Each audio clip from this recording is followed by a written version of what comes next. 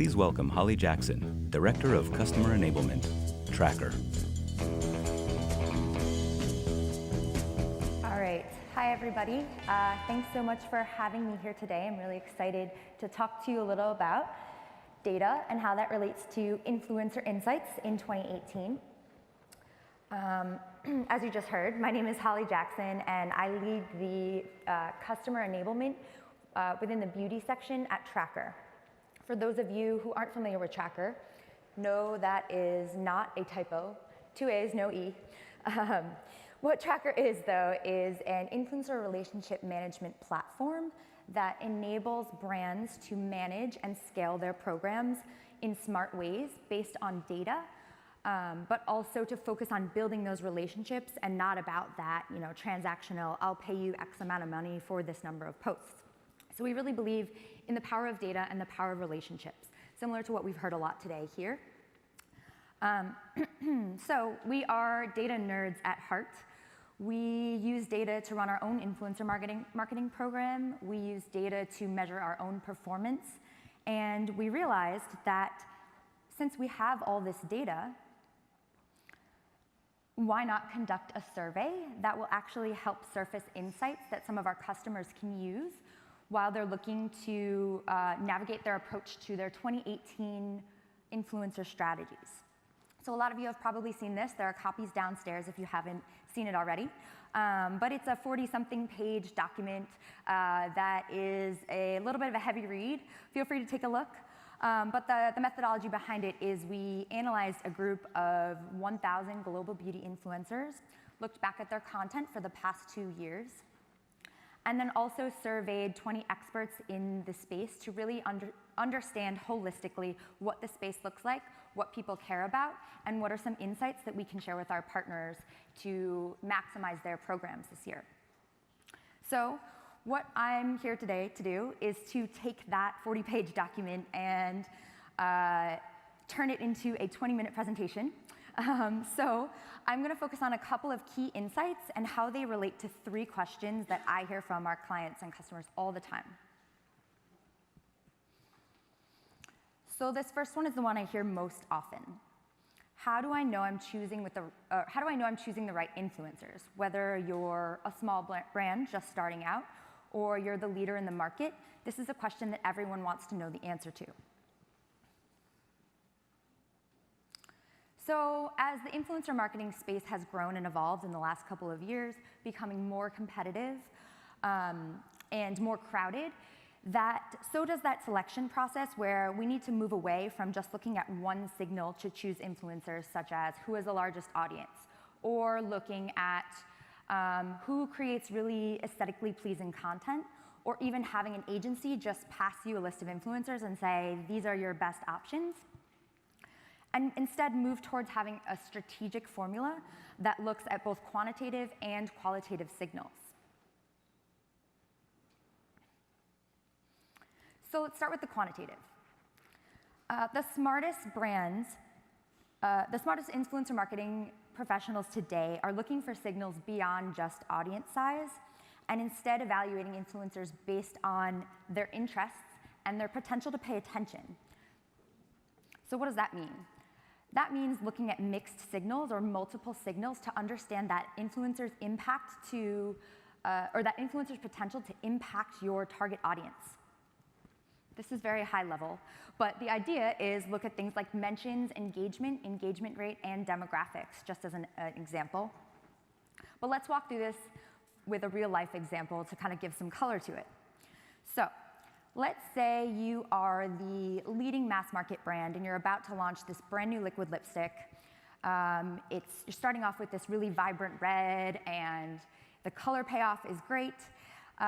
It's great on all skin tones, it's very comfortable, and ultimately it is half the price of some of your more luxe competitors.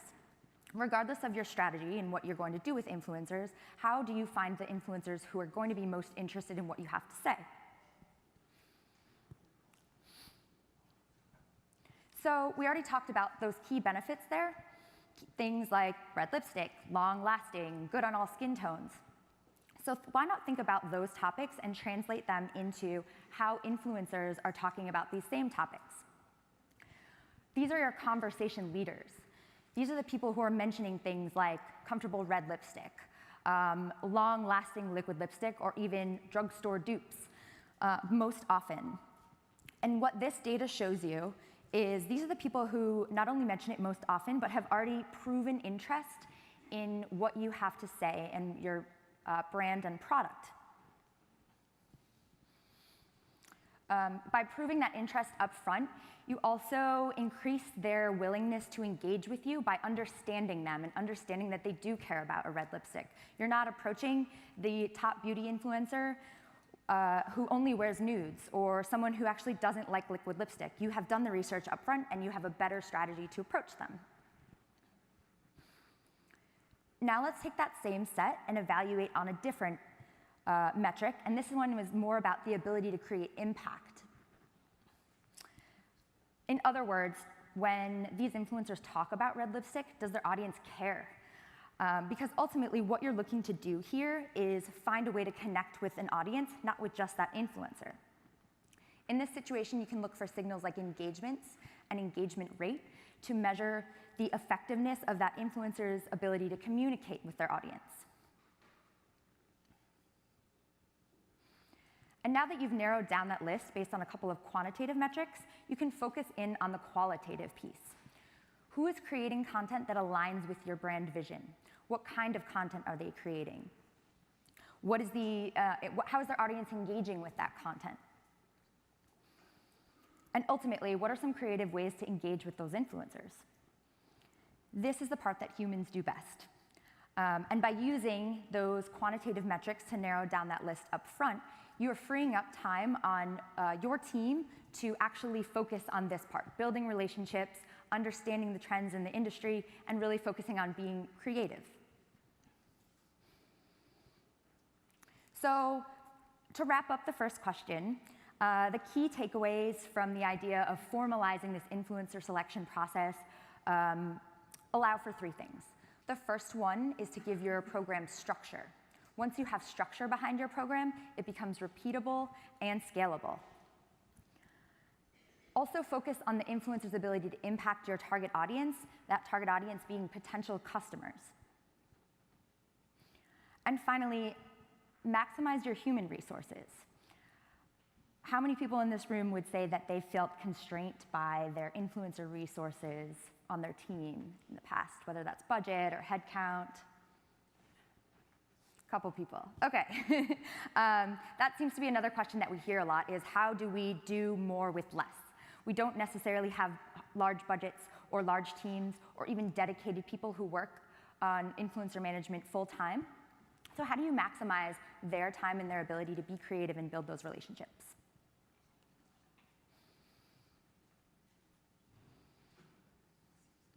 So this is always the controversial question.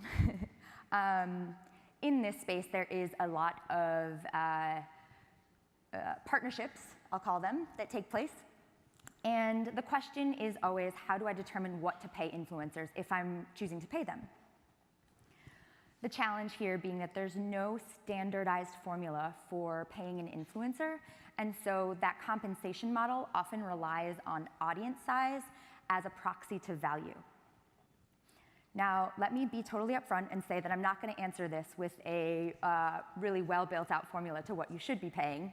But what I do want to talk about is how to understand that data when you go into those negotiations and make sure that you're choosing people who have the ability to make an impact. So the first thing I want to talk about here is the fact that not all audiences are created equal. Just because I have 60,000 followers, which I do not, and you have 60,000 followers, that doesn't mean that we have the ability to impact the same audience. Instead of focusing on audience size, focus on the ability to connect with your target audience and those potential customers. So think of this as very basic. Look at audience demographic signals like location. Can your influencer's audience buy your products in their country? Pretty simple. Also look at things that are, look at the age of the influencer's audience. Does your influencer's audience skew too young for you or skew too old? Or maybe you're actually looking to diversify your influencer mix. You feel like you have a great hold on that 18 to 25 beauty influencer audience, but you're actually looking to maybe hit some of that older audience. What's a good influencer partner for that? And the key takeaway from this slide is really to not enter into something without fully understanding the impact and the data behind it. So if you're going to pay an influencer, the focus should really be on pay for that ability to connect with an audience, not just an audience size. Another key finding from our study is that influence is hard to earn. We looked at the growth patterns across all influencers, across our panel of beauty influencers, from everything from micro to top tier, across an entire year. And what we found is that 30% of those influencers, regardless of the tier, were able to build their audience at 50% more, grow their audience by 50% or more. While 10% of those influencers actually lost audience. So that means that roughly 60% stayed relatively flat each year. So what does that tell us? That tells us that building and maintaining relationships with an audience is hard, and there's a lot of pressure on influencers, especially those who want to grow their audience, to consistently produce really engaging content. The brands need to keep this in mind for two reasons. The first one is there are influencers out there who are working really hard to build their brand. And when you come to the table to have a negotiation, if you do want to enter into a paid partnership, think about not just that an influencer is going to do something for you and you can hand them money, but also think about what you can help them do to build their brand. On the flip side, a transactional deal that comes off as inauthentic can really hurt their credibility.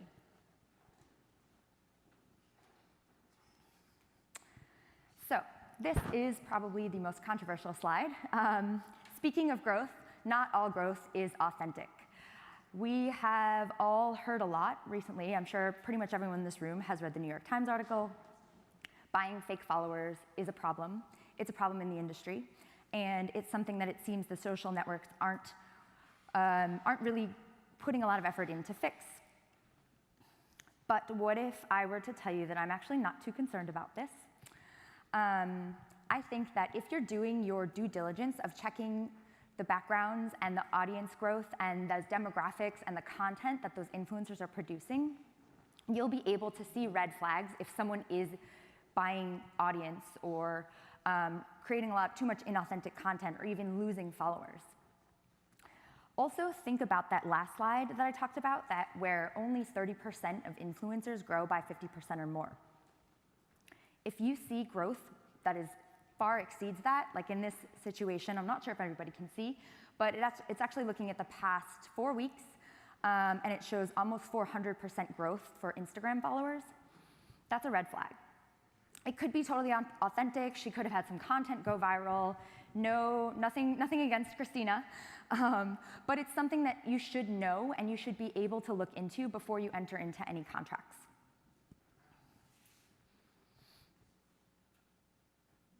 So the last tip that I'm going to talk about in this section is about getting the most from your paid programs. So we ran a study where we looked at two of the top cosmetics brands and how they ran their influencer partnerships over the year. They both focused on hosting influencer events. And brand A, this is a little hard to see. Please feel free to come talk to me after and I'll walk you through it. But basically, brand A held multiple events throughout the year where they invited the same group of influencers, almost building an ambassadorship program. Where brand B focused on a one and done event. And you can see that kind of pink spike on the bottom. And ultimately, what this is trying to show is that brand A's strategy was actually to engage influencers at different points along the relationship, and that resulted in having more consistent mentions. And if brand A continues to build these relationships, they'll start to see something that looks similar to this, which is actually showing that how over time the cost to activate an advocate goes down the more that you build that relationship. So the key learning here is that you should plan to engage with influencers for more than just one interaction. If you want to bring them to an event, that's great, but don't bring them to just one event and never talk to them again. So the takeaway here for when it comes to paid partnerships is really that we need to move away from buying reach and buying those transactional one-offs that don't lead to building a larger relationship. But ultimately, looking farther into that influencer's ability to connect with your target audience, a target audience who can impact your business goals, and also continue on that path of building real relationships, continuing to engage them, and not make it such of a transactional pay for one Instagram post or pay for one YouTube video.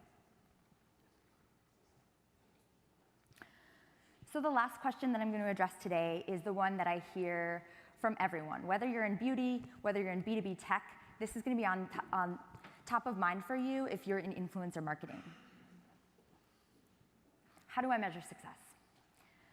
So there's no denying, I would imagine, in this group that influencer marketing drives impact. We've all heard those stories about the influencer-first brands.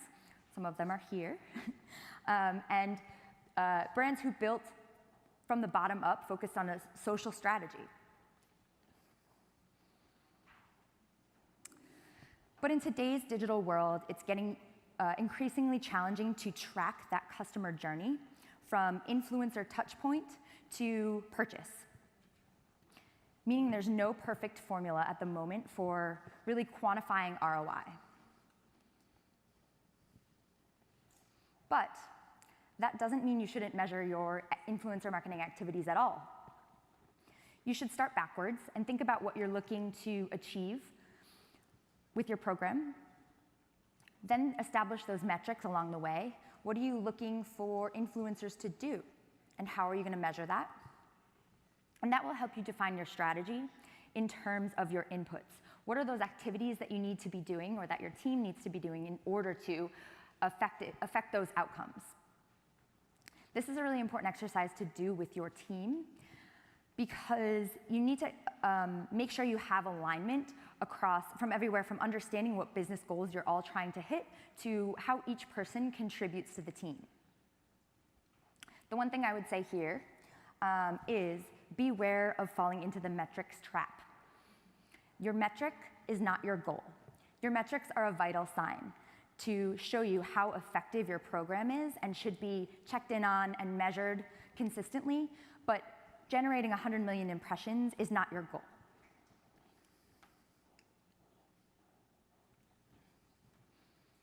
Once you've established your KPIs, it's also really important to set up some sort of dashboard where you can track your progress in real time.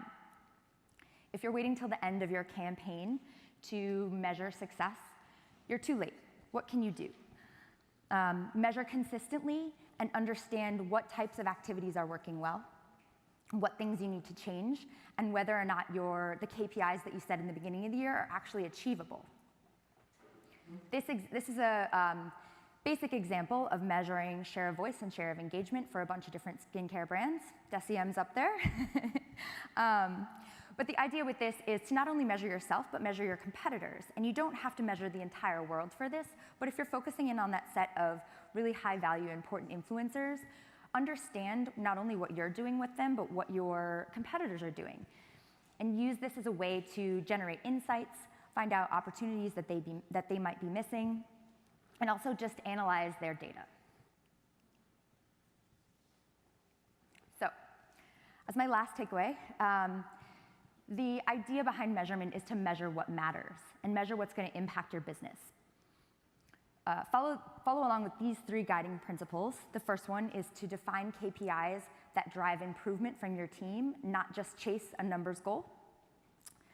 The second one is to measure consistently and adapt, potentially the most important one up here. If you're not measuring on a monthly basis, you're missing out on opportunities, and you're also not really understanding what is the most effective for you and how can you change activities to make sure that you're maximizing your team resources, which leads me to the third point of work smarter, not harder. You don't need to work with every influencer in the space, but make sure that when you do partner with influencers, they're the right ones to impact your business goals. So I'll leave you with one thought here. If you take away or remember one thing from this presentation, it is to make influencer insights the foundation of all of your programs. Also, it's a play on words, foundation. Cheesy joke. Okay. But the idea here is that thinking about data first and insights first will actually help you at all points of your business. Whether you're new to influencer marketing and you're creating a new strategy, or you're planning for your budgets for the year, or you're even trying to get headcount for your team, to trying to measure how impactful your influencer programs are. If you lead with insights, it will allow you to work smarter, and those who work smarter will be able to adapt more quickly to trends and really keep up with the competition. And that's it. Thank you so much. Happy to take a couple questions.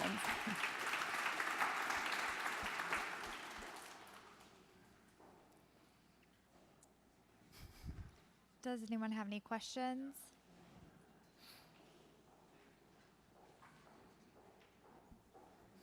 Ollie, I have a question. So can you talk a little bit more about identifying fake followers? I think in your platform you mentioned if you see a big increase, then you can investigate that. But that, as you said, could be driven by some viral thing that happened. Is there any way that your platform can go deeper into the audience to see who appears to be a fake follower of the influencer that you're vetting? Yeah, so I think that that's something that we want to explore because we have all these different data points and we have historical data on them. So not only are we able to see audience growth, but we're able to see anomalies. If you take a set of influencers and there's a couple examples. I was looking at a bunch of Canadian influencers, beauty, makeup influencers, they all hit this target audience of 18 to 25 and females, and then this outlier at the end has more than half of her audience are males. What does that mean? Again, understanding that that could be an outlier, and it could be that she just has a lot of male followers, but I think being able to take all of those data points into one larger signal of concern or a red flag could be really valuable, and I think that's something that we're going to focus on since we do have access to all that data.